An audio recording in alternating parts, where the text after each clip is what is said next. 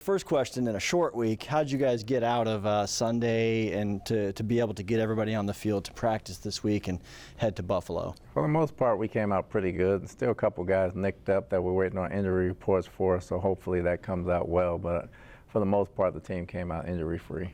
What are the rules that you have in place for you, your staff, and the team on a short week to put the last game behind and prepare for the next game, kind of keep the everything moving as smoothly as possible?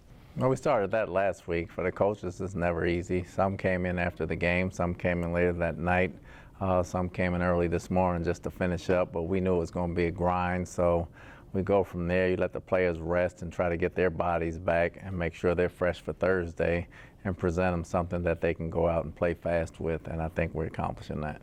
Watching the guys, in the locker room yesterday after the game, the tone was a little different than the Detroit game. I thought yesterday they truly thought they were going to win that football game. It got away from them in the very end. It was very frustrating.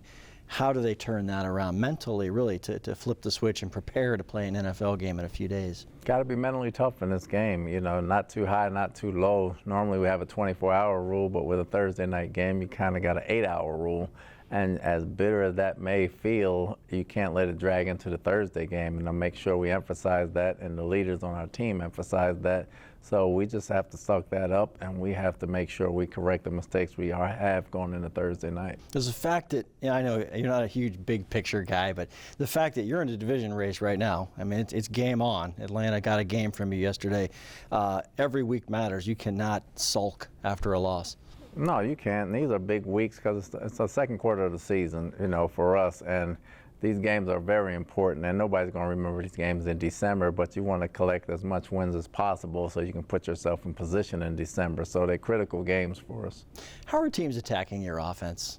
And compared to maybe what you self-scouted during the bye week, this is how I would attack my offense. Is it kind of going as you thought it would, and maybe you're becoming a little bit more dependent on pass rather than run?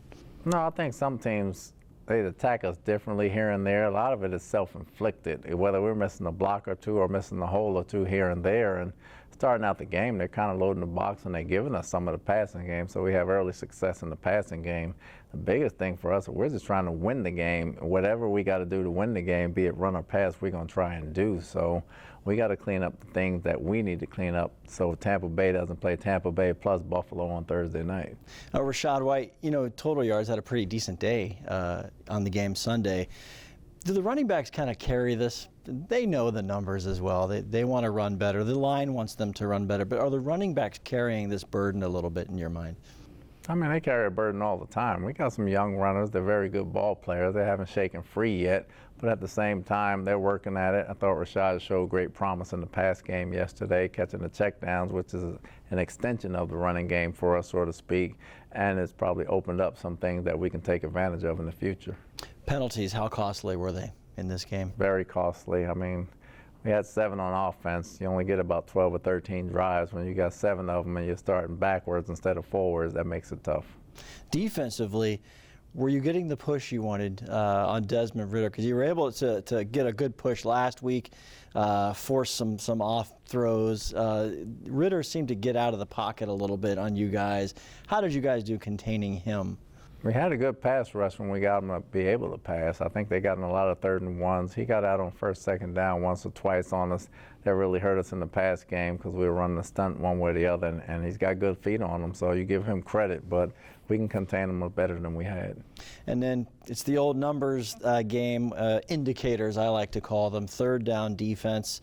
What do you think is the ultimate problem? Is it something that is fixable in the short term, or is it just to a man, I've got to perform my assignment on every 3rd down? Well, it's both. I mean, we can fix it, and we can definitely call it better, and they can definitely play it better. We got to get out of 3rd and shorts. We keep getting in too many 3rd and 1s, and the advantage is not to you when you get a lot of 3rd and 1s. I know we've given up some 3rd and longs, but the 3rd and 1s that we keep getting ourselves into doesn't bode well for us, so we got to do a better job on 1st and 2nd down. And finally, I liked the comment yesterday, if everybody played like Antoine Winfield, we'd be doing okay. He seemed to take over the game a little bit for you on the defense, made the play of the game at the goal line.